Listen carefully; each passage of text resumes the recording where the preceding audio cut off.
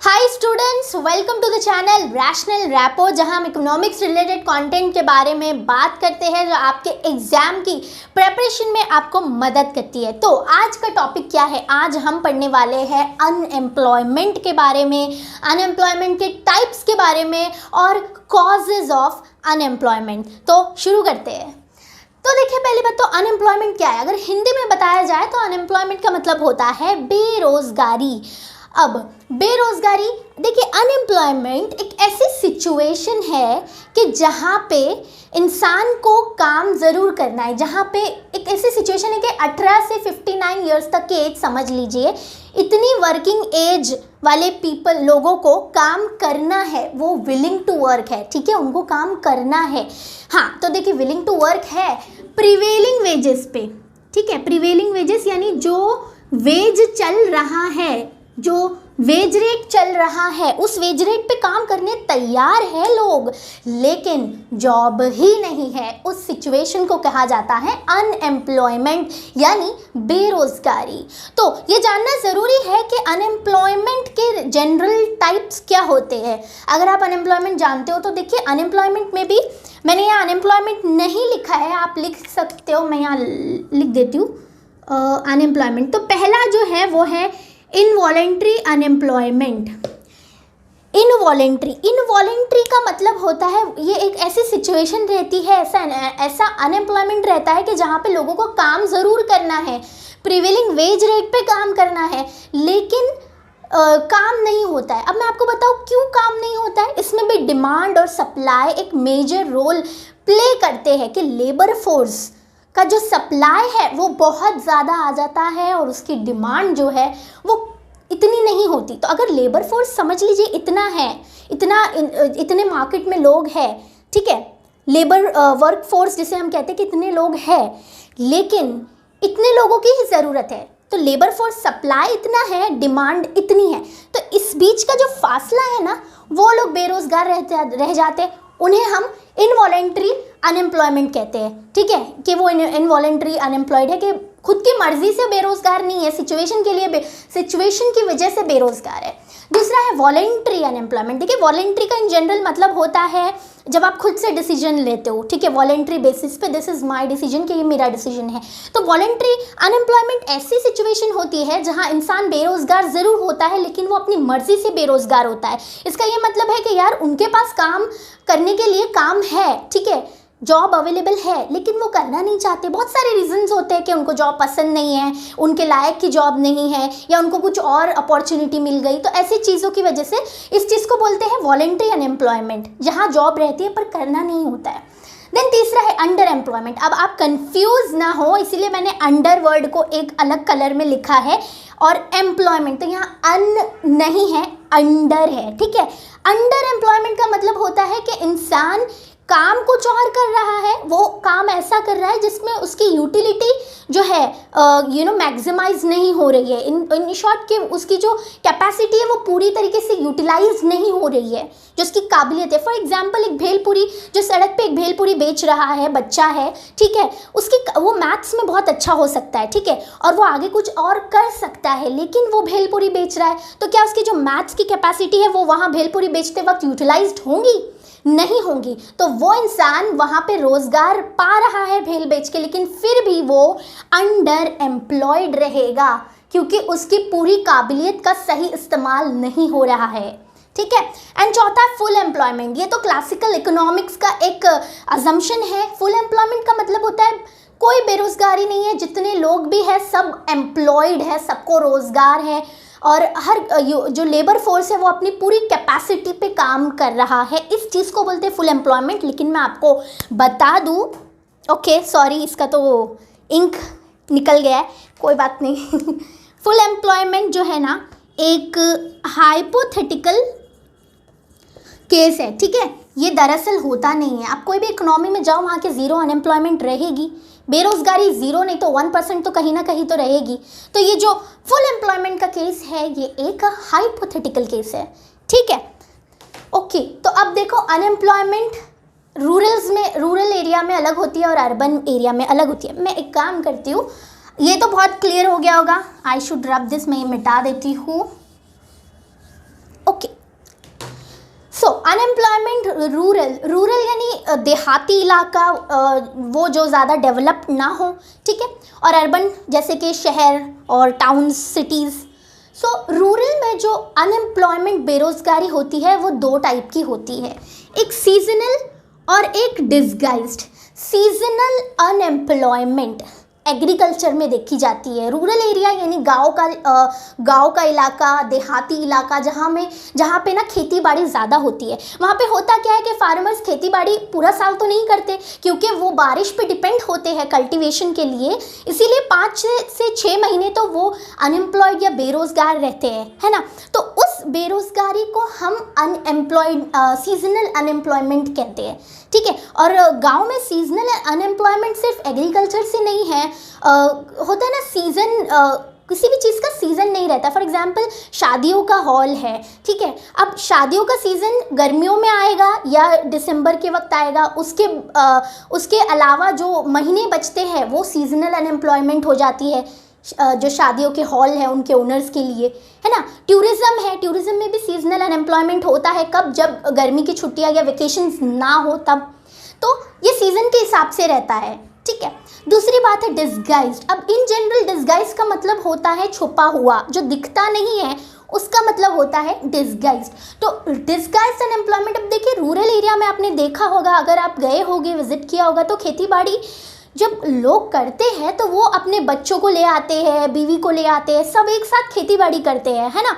तो होता क्या है, फॉर एग्जांपल डिसगाइज समझते हैं, एक लैंड है, ठीक है, ये इतनी पीस ऑफ लैंड है, ठीक है, इसको कल्टीवेट करने के लिए, यहाँ खेती बाड़ी करने के लिए सिर्फ समझ लीजिए 3 लोगों की ज़रूरत है, ठीक है, 1 2 3 लोगों की ज़रूरत है। लेकिन हुआ क्या, 3 से ज़्यादा लोग इस पर्टिकुलर लैंड पे काम करने लगे, ठीक है। इसने इसके बच्चों को ला लिया, इन्होंने अपने पेरेंट्स को ला लिया, इन्होंने अपनी वाइफ को ला लिया, ऐसे 4 5 6 लोग काम करने लगे, और यहाँ 3 काम करने चाहिए थे बंदे, वहाँ पे ये लोग काम कर रहे हैं 7 8, समझ लीजिए। तो जितने लोग काम कर रहे हैं ना एक्स्ट्रा, उसकी वजह से कुछ हो रहा है क्या इनके कल्टीवेशन पर, क्योंकि लैंड का पीस तो इतना ही है, खाली फुकट का प्रेशर आ रहा है लैंड पे, काम तो उतना ही हो रहा है, जबकि उल्टा बंदे ज़्यादा होते हैं तो एक लेवल पे काम का प्रोडक्शन ज़्यादा होता है, लेकिन जब और ज़्यादा बढ़ जाते हैं तब प्रोडक्टिविटी कम हो जाती है। तो कभी कभार इनकी जो मार्जिनल प्रोडक्टिविटी रहती है ना, वो ज़ीरो भी हो जाती है, तो कुछ फ़ायदा होता नहीं है। तो इसको बोलते हैं डिसगाइज कि ये एम्प्लॉयड है, इनकी नज़रों में ये रोज़गार है, लेकिन डिसगाइज्ड अनएम्प्लॉयड है, छुपे हुए हैं, ठीक है, क्योंकि अगर इनको निकाल भी देंगे ना तो भी प्रोडक्शन पे कोई असर नहीं पड़ने वाला है, क्योंकि काम तो 3 लोगों का ही था, समझ में आई बात। तो ये होता है डिसगाइज्ड अनएम्प्लॉयमेंट। अब आते हैं अर्बन, शहरी इलाका, ठीक है, सिटी, टाउन, यहाँ पे एक होता है एजुकेटेड अनएम्प्लॉयमेंट। अब मैं आपको बताती हूँ, एजुकेटेड अनएम्प्लॉयमेंट यानी वो लोग जो एजुकेटेड है, ठीक है, पढ़ाई कर चुके हैं, उनके पास डिग्री है बैचलर्स की, लेकिन फिर भी वो बेरोज़गार है। काफ़ी रीजंस होते हैं, अभी देखिए ट्विटर पे चल रहा है मोदी रोज़गार दो, मोदी जॉब दो, तो ये ही वो अनएम्प्लॉयमेंट है, एजुकेटेड अनएम्प्लॉयमेंट है। तो जो स्टूडेंट्स रोज़गार देने की मांग कर रहे हैं वो एजुकेटेड स्टूडेंट्स है, ठीक है, स्टूडेंट्स है, एजुकेटेड लोग हैं, उनके पास जॉब नहीं है, तो जो वो रोज़गार देने की बात कर रहे हैं वो इसमें से आएगा, ठीक है, वो एजुकेटेड अनएम्प्लॉयमेंट है जिसके बारे में ट्विटर पे बात हो रही है। Okay, industrial unemployment. सो देखिए इंडस्ट्रियल अनएम्प्लॉयमेंट वो होती है जो इंडस्ट्री, धीरे धीरे टाउन्स में इंडस्ट्री आती है, ठीक है, अर्बन एरिया में इंडस्ट्रियलाइजेशन होता है ज़्यादा एज़ कम्पेयर टू रूरल के हिसाब से, तो इंडस्ट्री आने की वजह से इंडस्ट्रियल अनएम्प्लॉयमेंट भी आता है। तो देखो इंडस्ट्रियल अनएम्प्लॉयमेंट की बात करें तो 4 टाइप्स के इंडस्ट्रियल एम्प्लॉयमेंट है, okay. Technological industrial unemployment, technological industrial unemployment that means in simple word technology आ गई, कैपिटल इंटेंसिव टेक्निक हम यूज़ करने लगे लेबर इंटेंसिव टेक्निक की जगह, जिसकी वजह से लेबर का कम इस्तेमाल होने लगा, कम डिमांड होने लगी, और फिर क्या हो गया, टेक्नोलॉजिकल अनएम्प्लॉयमेंट आ गया कि टेक्नोलॉजी की वजह से जो है वो लेबर को हटाना पड़ता है ना। तो इस आजकल मशीन्स काम कर रहे हैं इंसानों की जगह, रोबोटिक्स टेक्नोलॉजी इसकी वजह से होता है, ठीक है। Frictional unemployment, technology frictional unemployment का मतलब होता है कोई एक इंडस्ट्री है मान लो, और वहाँ पे पावर सप्लाई जो है वो कट हो गया, पानी कट हो गया, या रॉ मटेरियल्स की कमी की वजह से प्रोडक्शन रुक जाए, या फिर वर्कर्स या लेबरर्स ने स्ट्राइक कर दी, तो प्रोडक्शन मतलब कोई भी ऐसी एक्टिविटी छोटी सी कि जिसकी वजह से कुछ टेम्प्ररी समय के लिए प्रोडक्शन का काम इंडस्ट्री में रुक जाता है, उसे हम कहते हैं फ्रिक्शनल अनएम्प्लॉयमेंट। ठीक है, अब देखो साइक्लिकल अनएम्प्लॉयमेंट बहुत अच्छा एग्जाम्पल है इस अनएम्प्लॉयमेंट का। कोविड अभी जो लॉकडाउन हुआ, तो लॉकडाउन हुआ, ठीक है, बहुत सारी कंपनीज ने अपने वर्कर्स और लेबरर्स को जो है काम से निकाल दिया, ठीक है, जिसकी वजह से हुआ क्या, परचेसिंग पावर कम हुआ, ठीक है, इन्वेस्टमेंट कम हो रहा है, कंज्यूमर स्पेंडिंग कम हो रही है तो इन्वेस्टमेंट भी कम होगा, प्रोडक्शन भी कम होगा, ठीक है। तो देखो साइक्लिकल अनएम्प्लॉयमेंट में क्या होता है, परचेसिंग पावर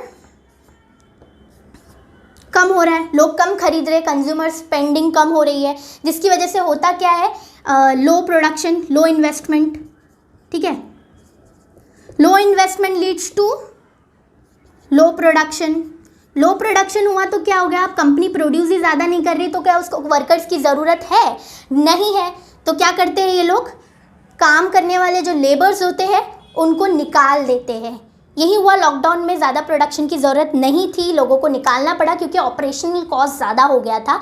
इसे हम कहते हैं साइक्लिकल अनएम्प्लॉयमेंट। ये वो बेरोज़गारी के जो डिप्रेशन और प्रॉस्पेरिटी की वजह से आती है, ठीक है। अभी जो फ़िलहाल चल रहा है हमारा स्टेज, वो रिसेशन के दौर में है। जब कोविड शुरू हुआ था, दैट वाज इन डिप्रेशन था हमारा, ठीक है, जिसकी वजह से सारी चीज़ें लो थी, प्रोडक्शन, कंजम्पशन, इन्वेस्टमेंट, जिसकी वजह से क्या हो गया कि लोगों को निकालना पड़ा नौकरी से, और जो लोग निकले थे नौकरी पे से, उनको हम कहेंगे कि वो साइक्लिकल अनएम्प्लॉयमेंट के अंदर आते हैं, ठीक है। देश में मंदी थी इसीलिए उनके पास अब जॉब नहीं है, ओके। स्ट्रक्चरल अनएम्प्लॉयमेंट, तो देखिए यहाँ जगह नहीं थी ना, दैट्स वाई मैंने यहाँ लिखा है, ओके। स्ट्रक्चरल अनएम्प्लॉयमेंट एक ऐसी अनएम्प्लॉयमेंट है कि जो एक बड़े पैमाने पर होती है। गवर्नमेंट या तो इंडस्ट्री एक जगह से दूसरी जगह आ रही है, या गवर्नमेंट अपनी पॉलिसी में कुछ चेंजेस लाती है, या टेक्नोलॉजी में बहुत ड्रास्टिक, बहुत ज़्यादा चेंज आता है, इसकी वजह से ये अनएम्प्लॉयमेंट होती है। फॉर एग्जाम्पल ऑनलाइन शॉपिंग की वजह से, अब तो ऑनलाइन शॉपिंग हर कोई कर रहा है, तो एक स्ट्रक्चरल चेंज हो गया, एक बड़ा चेंज हुआ है, ठीक है। उसकी वजह से स्ट्रक्चरल अनएम्प्लॉयमेंट कहाँ आया है, यहाँ आया है कि ऑनलाइन शॉपिंग की वजह से जो ऑफलाइन रिटेलर्स है उनका सेल्स डाउन हो रहा है, साथ साथ बहुत से रिटेलर्स, ऑफलाइन रिटेलर्स ने बिजनेस एग्जिट भी कर दिया है। तो ऐसी सारी चीज़ें हैं जो बड़े पैमाने पर हो रही है। तो हमने अनएम्प्लॉयमेंट देखा क्या है, अनएम्प्लॉयमेंट के टाइप्स देखे, रूरल, अर्बन। अब कॉजेज़ क्या है कि भाई बेरोज़गारी क्यों होती है, तो पहला है कि इकोनॉमिक ग्रोथ लो होता है। इंडिया में इकोनॉमिक ग्रोथ काफ़ी कम है। इकोनॉमिक ग्रोथ मैंने आपको बताया था, और इकोनॉमिक डेवलपमेंट में काफ़ी फ़र्क है, क्योंकि इकोनॉमिक ग्रोथ एक क्वांटिटेटिव कॉन्सेप्ट है, इसमें नंबर्स और न्यूमेरिकल्स देखे जाते हैं, जैसे कि जीडीपी, ठीक है। और इकोनॉमिक डेवलपमेंट एक क्वालिटेटिव कॉन्सेप्ट है, इसमें अपना हेल्थ, एजुकेशन, ये सारी चीज़ें देखी जाती है। तो हमारा economic development also economic growth, ये दोनों एक दूसरे के बिना नहीं चल सकते। इकोनॉमिक ग्रोथ है तो इकोनॉमिक डेवलपमेंट है, राइट। तो ये दोनों लो है, ठीक है। इंडिया में हमारे पास इकोनॉमिक डेवलपमेंट नहीं है बिकॉज इंफ्रास्ट्रक्चर फैसिलिटीज़ अवेलेबल नहीं है, तो इकोनॉमिक डेवलपमेंट कम है, इकोनॉमिक ग्रोथ कम है। साथ साथ हो क्या रहा है कि पॉपुलेशन बढ़ रही है, ठीक है। इंडिया में हाल ही में 130 करोड़ की पॉपुलेशन है, आगे जाके और बढ़ेगी। तो पॉपुलेशन की वजह से क्या हो रहा है, डिमांड और सप्लाई फैक्टर हो रहा है कि भाई डिमांड जो है, सप्लाई जो है लेबर का वो बहुत है, डिमांड उतनी नहीं है, तो बचे हुए जो लोग हैं अनएम्प्लॉयड हो जाते हैं, बेरोज़गार हो जाते हैं। तो पॉपुलेशन तो बढ़ता जा रहा है, लेकिन जो जॉब्स अवेलेबिलिटी है वो कम हो रही है, right. Excessive use of machinery, बहुत सारी जगहों पर मशीन का काम होता है, ठीक है। जैसे कि आप कंप्यूटर की वजह से बेसिक देख लो कि टाइपिस्ट का काम ख़त्म ही हो गया है, तो अब टाइपिस्ट जो पहले के ज़माने में काफ़ी डिमांड में थे, अब नहीं है, ठीक है। तो बहुत सारी मशीनरीज है, ये तो मैंने छोटा सा एग्जाम्पल दिया, ठीक है, क्योंकि हम कैपिटल इंटेंसिव टेक्निक ज़्यादा यूज़ कर रहे हैं मॉडर्न अर्बन एरिया में, इंडस्ट्रीज़ में, जिसकी वजह से भी अनएम्प्लॉयमेंट रेट काफ़ी बढ़ रहा है, ओके। वाइट कॉलर जॉब्स, देखिए वाइट कॉलर जॉब्स वो जॉब्स होती है ना जो एजुकेटेड लोग चाहते हैं कि उनको एक अच्छी जॉब मिले, अच्छे नेचर की मिले, अच्छे पे स्केल पे मिले। ऐसी जॉब्स अगर उनको नहीं मिलती है तो वो बेरोज़गार रहना प्रेफर करते हैं, अनएम्प्लॉयड रहना प्रेफर करते हैं। तो इसकी वजह से भी अनएम्प्लॉयमेंट बढ़ रही है कि वाइट कॉलर जॉब्स उनको नहीं लगता है कि है हमारे हिसाब से ये जॉब सही है। सो ये भी एक सिनेरियो है। उसके बाद है माइग्रेशन। माइग्रेशन यानी एक जगह से किसी दूसरी जगह जाना। इकोनॉमिक्स में माइग्रेशन यूजुअली जो रूरल एरियाज़ होते हैं वहाँ से अर्बन एरियाज़ यानी देहाती गांव के जगहों से शहर की जगहों पर होता है। तो ज़्यादातर लोग शहर में आ रहे हैं, ठीक है। तो यहाँ पे और अनएम्प्लॉयमेंट रेट बढ़ रहा है क्योंकि यहाँ पे इतनी ज़रूरत नहीं है जितने लोग आ रहे हैं, तो इसकी वजह से और अनएम्प्लॉयमेंट हो रहा है, ठीक है। तो ये काफ़ी ये कॉजेज़ थे, रीजंस थे कि जिसकी वजह से बेरोज़गारी बढ़ रही है। सो आई होप आपको ये वीडियो जो है समझ में आया होगा। अगर पसंद आया है तो लाइक करो, शेयर करो यार, और स्टूडेंट्स में शेयर करो, स्पेशली इकोनॉमिक स्टूडेंट्स जो अपने 11th-12th की प्रिपरेशन कर रहे हैं। सो इसी तरीके की वीडियोज़ के लिए मेरे चैनल को सब्सक्राइब करना ना भूलें और नीचे बेल आइकन भी क्लिक कर ले ताकि मेरी आने वाली जितनी भी वीडियोज़ है उसकी नोटिफिकेशंस आप तक सबसे पहले पहुँचे। सो सी you soon in next video. Bye.